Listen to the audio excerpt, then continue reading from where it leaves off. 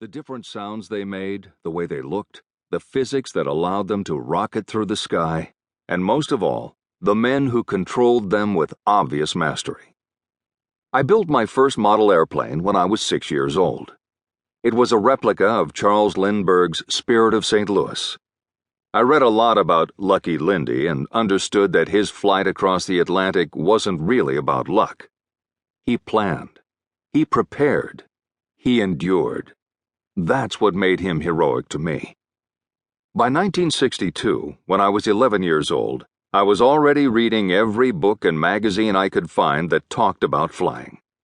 That was also the year I took my first plane ride.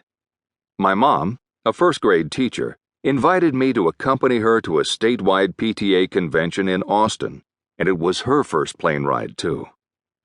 The airport, Dallas Love Field, was 75 miles south of our house, and when we got there, it seemed like a magical place filled with larger-than-life people. Pilots, stewardesses, well-dressed passengers with somewhere to go. In the terminal, I stopped at the newly installed statue of a Texas Ranger.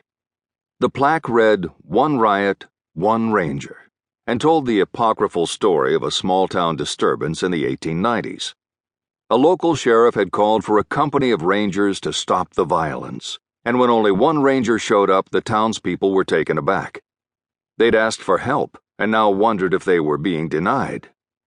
"How many riots do you have?" the ranger allegedly asked. "If y'all got just one, all you need is one ranger.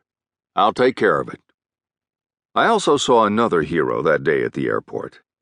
I had been enthralled by the early Project Mercury space missions, so I was excited to spot a short, thin man walking through the terminal. He was wearing a suit, a tie, a hat, and his face was completely familiar to me. I recognized him from television as Lieutenant Colonel John Shorty Powers, the voice of Mission Control. I couldn't bring myself to approach him, though. A guy who had all these astronauts to talk to didn't need an 11-year-old kid tugging at his jacket. It was a cloudy day, a little rainy, and we walked out on the tarmac to climb a staircase onto our US Airways Flight, a Convair 440. My mom wore white gloves and a hat. I was in a sport coat and slacks. That's how people traveled then, in their Sunday best. Our seats were on the right side of the aircraft. My mom would have loved to look out the window, but she knew me. "You take the window seat," she said, and even before the plane had moved an inch, my face was pressed against the glass, taking everything in. As the plane sped down the runway and began to rise, I was wide-eyed. My first thought was that everything on the ground looked like a model railroad layout. My second thought was that I wanted this life in the air. It took a few more years for me to return to the skies. When I was 16, I asked my dad if I could take flying lessons. He'd been a dental surgeon in the Navy during World War II.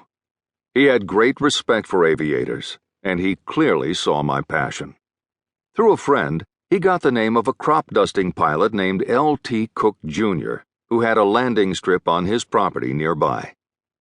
Before World War II, Mr. Cook had been an instructor in the federal government's civilian pilot training program. At the time, isolationists didn't want the United States getting involved in the war in Europe.